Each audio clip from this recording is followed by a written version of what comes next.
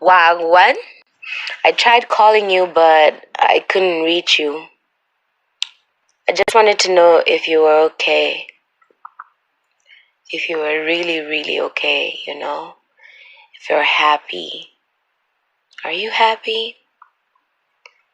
I wish we could have talked on the phone, man, so I could hear your opinion on this or your thoughts on this. If you're really okay. But hey, if you're not, you shouldn't be afraid of dark days. Yo, what's up, fam? How you doing? Hope you're doing great. This is Albato, the host of the Uncensored Albato Podcast, which is a podcast that is all about mental health and Kenyan hip-hop culture. The podcast is available to you via hearthis.art. That's where you'll find the whole episodes of the Uncensored Albato Podcast. Currently, we are at episode number 17. I'm recording episode number 18 sometime this week. It also happens to be my birthday month. I did celebrate my birthday on the 19th of May 2020, so that is something that I'm so grateful about. And to my understanding, this month, the whole of this month, or particularly this week, it's all about mental health awareness. And Ruby, the host of the Queenship podcast, kind of approached me and she was like, I'd like you to tell your story as it is, since it's a mental health awareness week. And I was like, yo, let's do this. So I'm super turned up. I'm super humbled just to be part of the Queenship podcast by the one, the only Ruby V. And I'm going to tell my story, but it's kind of emotional. So if you find some moments where I'm breaking off, just know it's me trying to break down a bit.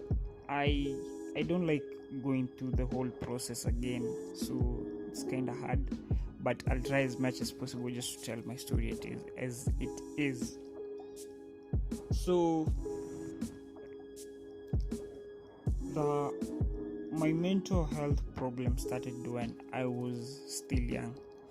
So I've grown in the family where hostility is the rule of the day, where chaos, where anger, where like aggression is the topic of the day. So my father used to come home while drunk, and he used to beat us up. He used to throw shady words to us as a family, as a whole family, and this kind of broke the family. So I remember this time I was in class 6. One time my mother comes home, and then immediately there's a fight between my mother and my father. And it was like the worst fight I've ever seen in my entire life. Like, my father was beating my mother way too seriously, and while he's doing that in front of us, the kids. At that particular time, I think my brother was around 6 or 7, and him beating us every single day. And that particular day, he did beat my mother, and he told her to not particularly not telling her, but my mother had to escape, just for the fear of her life. She had to escape. So her escaping, she went and started her own life in Nairobi.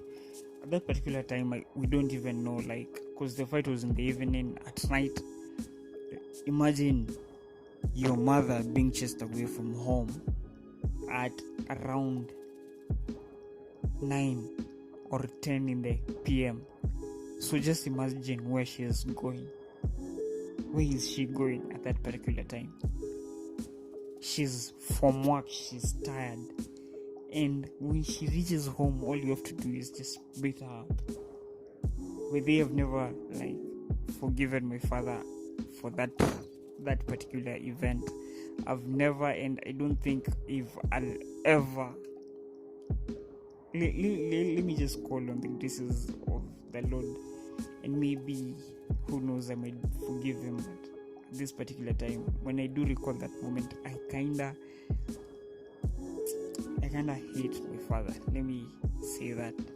And that, I know hate is a strong word to use, but yeah, that was my father. So my mother had to escape. She went away. We don't know where she was at that particular time. And we left, me and my brothers, at home. Every single day we get beaten up vibaya sana, tunapigwa vibaya sana, and we were beaten by this nyaunyo. I still see that nyaunyo every single day in my house, and I'm like, I want to burn this thing up. I want to burn it, because it kind of reminds me very far away. There's this song I actually hate, and this song, I remember one day my father came home and he was very furious, and he gave the beating of our lives, and that song was playing. So also it kind of makes me hate some things, as in the whole process. So yeah, we are given that beating, and I remember one day me waking up and telling my brothers, no, enough is enough. We have to look for a mother. And this is around 2 weeks after my mother's gone or something. So I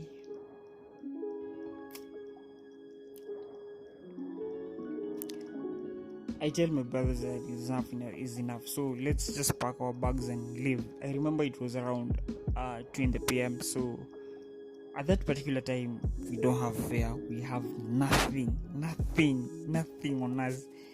And I told my brothers, let's just walk away from this home. Pack your things, we're leaving. And they did pack. And imagine a 7-year-old witnessing all this ish. Him being beaten every single day as a kid. So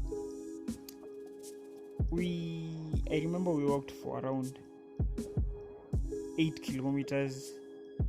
Yeah, and at that particular time, we don't know even where we're going. We don't know what to do. We're just walking. And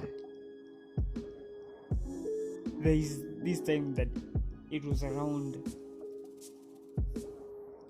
6 in the PM, and then I was like, fam, we just can't make it. We're going to a place we don't even know, so let's just stand back and go home. So we went back home, and I bet every single person knows the timing of their parents, when they do leave the house and when they come back. So we were used to our father coming around 7:30 or something, 7:30 in the PM. So it was around at 8, and we haven't even cooked, which is one hell of a problem, and we are back at home. So tuko tension as we go back. So as we go back, we kind of reached home, and we found our father hasn't reached, so we reached and cooked. And I remember me going to the bedroom, and I was like, God, when will this be over? When will this ish be over? So we went on with that process, and we didn't see our mother for I don't know how many months. Then my mother used to visit again during the day when my father wasn't around, and she used to sneak around. And then there's this one time when my father had the rumor that my mother was coming around, because he found some books. And I remember him alichukua hizo vitabu akararua, and he gave us the beating of our lives, and he told us, yo, never ever ever allow your mother to come back here. Akikuja mwambieni nilimwambia sikuja, asirudi. And I'm like, seriously, when will this be over? First of all, I'm missing my mom in older age. Second thing, we're going through a hostile process, being beaten every single day. There's a kid over here being beaten every single day, being starved at some point. Wow. So all that process went through, and finally my mother came and agreed with my father. They did have a sit down and everything was cleared out. But then my mother said, she's coming with us to Nairobi. So she took us and brought us to Nairobi. Still we don't have anything like to eat and all that ish. We're depending on a very low budget of my mother. So we survive until class 8. I go do my exams. At this particular time, my father isn't even playing any role like fees and everything. So my mother pays the fees and we go through the whole process. And also we came and found like some friends over here, and they helped us get to school, and we cleared. But I remember me clearing up. My brother is asthmatic, so there's a lot of medication that he needs, and the medication for asthma is also expensive. So that whole thing is all about my mother. So there was this time that I even didn't go to school just because maybe we don't have fees, maybe we don't have lunch or something of the sort, or we used to go to school but with no lunch, with no nothing. But we survived. Let me say we survived the whole thing. So at the end of it, at the end of class 8, I came out with some not pleasing marks, but they were somehow better. So I remember me being called to this particular school, and my father was like, no, because of bullying you have to go to where your uncle teaches. So I went to that school, and apparently my uncle became like the biggest team player ever. He became like another father that I didn't have. I used to tell him everything. Everything that I'm going through, I used to tell him. Let me say he was a father figure to me. So I remember at Form 1 second term, I remember me being called and being told, yo, your uncle has passed away. So I went, buried my uncle who was a father figure. Then this whole process, I'm lacking a father figure. I'm hurting. I used to cry alone during, like, I used to go to the dorm and cry the whole night. So I remember this time I used to have like some headache problem. I went to the matron and told her I'm kind of feeling sick. There's a lot of headache. I'm having a lot of headache. And there's this medication that she used to give us, even if atu wende ukona unomona tumbo, atu unomona wapi. There's this one medicine that she used to give you, and it was a liquid kind of medicine. And she gave us that medicine. She gave me that medicine, and she told me to go and just sleep, just rest, not even go and not even to go to like class. So I went, and the funny thing, what I did, I took the whole bottle of that medication, and all I do remember is me sleeping, dozing, like I can't even remember nothing until the morning when I was woken up and was asked, are you okay? So that was I don't know how many times so far have I attempted suicide?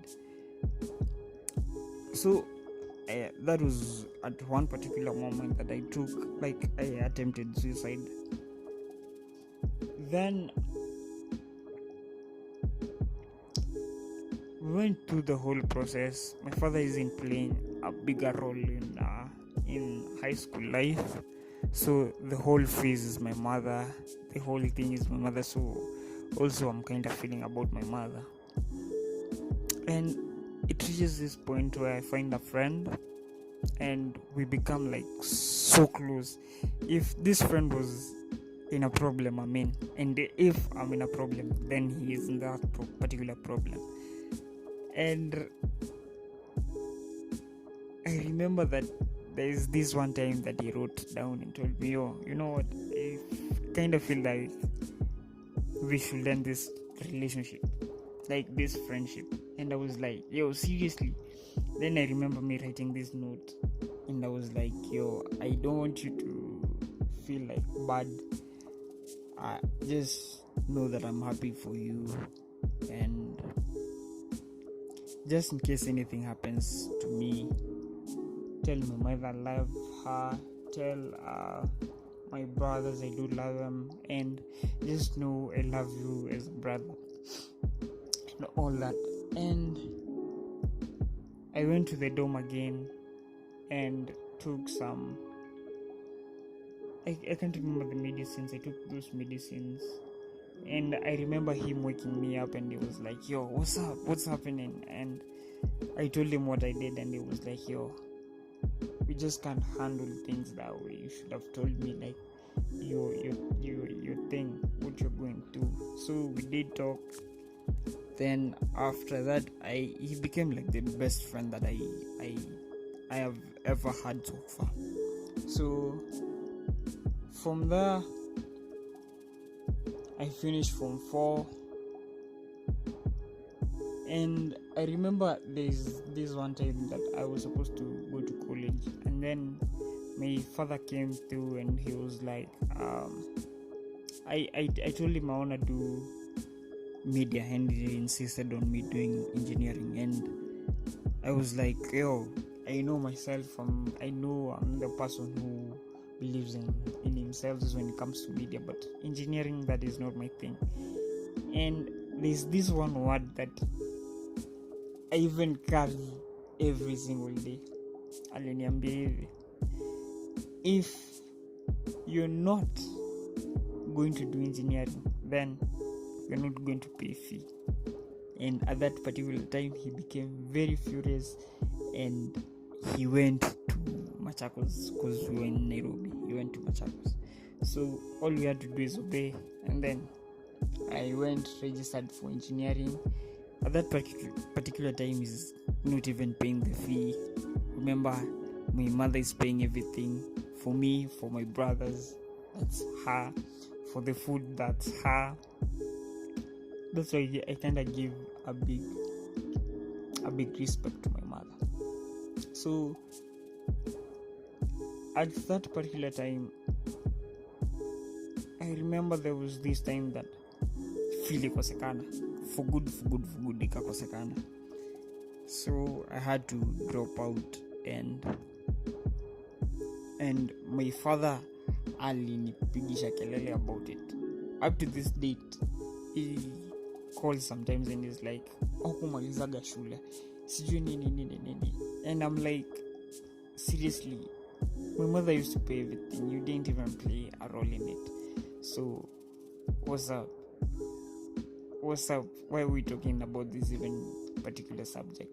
Because at that particular time, I remember my brother was around in form, I don't know what, and the other bro was in primary, around class 7, class 8, around there. So we just can't make it. I couldn't complete the whole study thing. So for all that process, I went through some traumas in my life.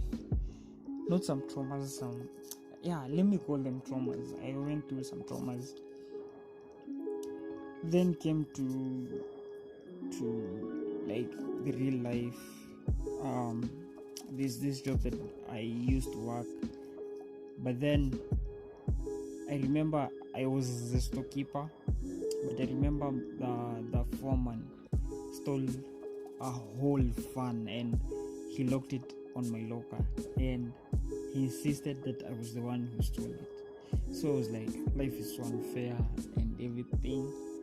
And for that reason, I took some medication. I've taken a lot of medicine. I went to, before I go to the whole process of now treatment, I remember me one time listening to Ruby, to Homeboy's Radio, this particular show called HHC, and she was hosting Tony Black, and they were talking about mental health. They went so deep into it, and I kind of felt it, kind of touched me. And this story I've never told anyone, so I was like, yo, let me try and just unleash the burden in my heart. So I wrote this particular group, just stating how I felt, the processes that I've gone through, and I did send them to these particular groups. Like, there were around 6 of them,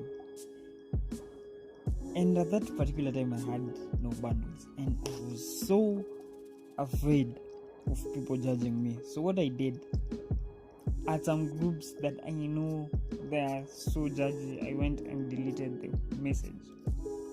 I remember me deleting the message, and remember, I'm offline. So I even forget I went to work, did work, and then tomorrow I went to the Wi-Fi and I forgot that there was some text that I had written the previous day. So immediately they resent themselves.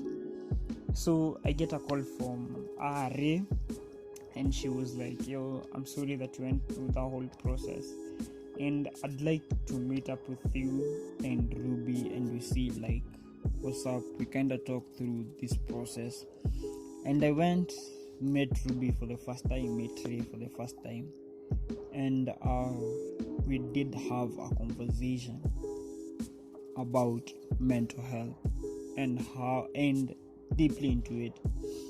So from there, I remember Tunji's coming through, and he was like, yo, my mother is a psychiatrist, so I think you should go see her. He booked an appointment with her, and I went for the first do we call it checkup or something. So I went, opened up again, and my case was so serious that she had to refer me to Kenyatta National Hospital. So I went to Kenyatta National Hospital, went through the process of counseling and all that. That's where like you get like, they kind of open you up, and then they decide if you're going to medication. So at that particular time I'm thinking that I'm okay, niko sawa. So I go, nimeenda, nimejifunguanisha, but I started crying in the middle of my confessions, and they were like, yo, seriously, if we check, like if we kind of check with you, you're still going through depression, and it's a high level depression. I can't remember the name they used, but it was the highest level of depression. And Mama Twinji's, I remember her telling me, okay, mbiwa wende matare keta. And I was like, and they were like, what you have to do is we're going to put you on a medication, and we see like what's up. You come after a week. So I went, I did my first medication. The medication was going for around 1,500 for a week. So I took the medication this one time, and I was given the precautions early. I was told that instead of this medication making you feel better, they'll make you feel worse. at some point. So I remember this one time my mother was going to watch her because I was still living with my mom. So I remember her going to Ocha and I was out there cooking, and I've taken this medication and I started sleeping. And for a person who doesn't like sleeping, that is a discomfort for one. Like, it's already a discomfort. So niliamshwa na kitunguu kiungua, and I was like so furious. Nilizima that gas. I took the medication and slept. I overdosed the medication and slept. So I go back again. They asked me to do the process again. They kind of felt that I did better, at least a little better. But I told them the medication has to stop. But they were like, no, you have to go through the medication. And so they gave me a 3 weeks. Yeah, a 3 weeks medication, but I have to come to every single week. There's an appointment every single week, but I have to take the medication. So I did stop taking the medication. The medication was too expensive. It goes for 4,500 for a week, which I couldn't afford. And for like 3 weeks, that's a month. That is 4,500, and that is a lot of money that I couldn't even afford. So I did stop going through even for counseling. And but right about now I get some episodes, but let me say I'm kind of feeling better right now. But I remember us counting with the psychiatrist, the counselor. I remember we counting the number of suicide attempts that I had on, and they were around 6. So for 6 attempts, that is so serious. And the important thing that I want to pass across is, as much as I'm feeling better right now, there's some really cool episodes that I do get. And for this reason, I decided, no, let me start a podcast. Let me start by telling up my story. If you listen to episode 1, I think, and episode 3, I'm talking about mental health. No, at episode 1, I'm introducing the podcast. So episode 3, I'm talking about mental health. And I went on and on. So the podcast has been something that has been pushing me, like every single day. Like, I have a purpose to live every single day. When I go through the process of when I get some episodes and I feel like enough is enough, I kind of remember the podcast. So in short, what I'm trying to say is this: mental health is very serious, and if our mental health is not okay, then our physical will never be okay.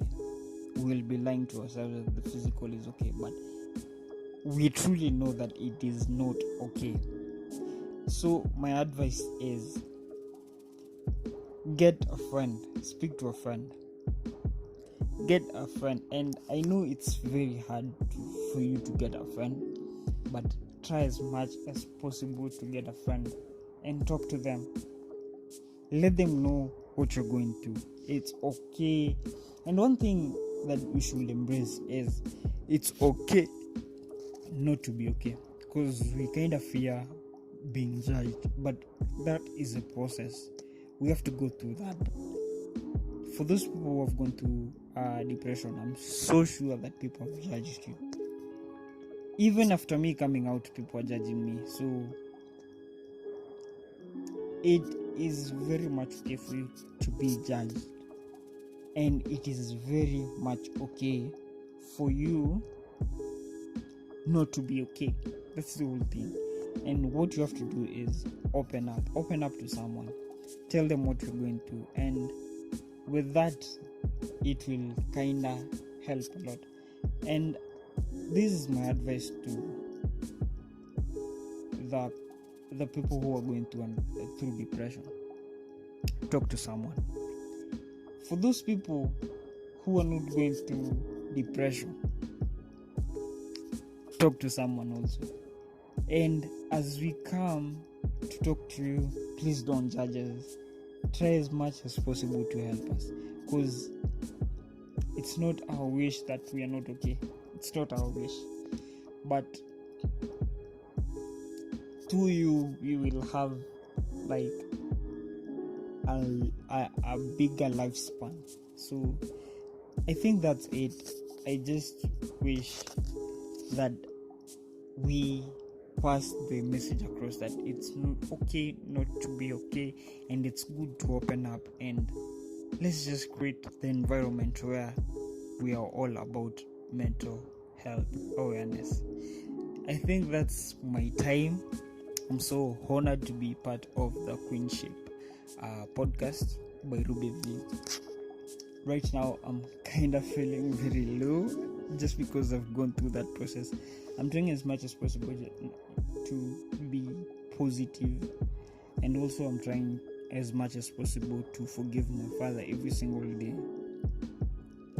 But this is something I've never done. I've never approached him and told him like, yo, I went through all this, and this because of some things that you did. I've never done that, and that is one thing I'd like to do, just to talk to him. And I wanna make it feel like it's because he's really changed.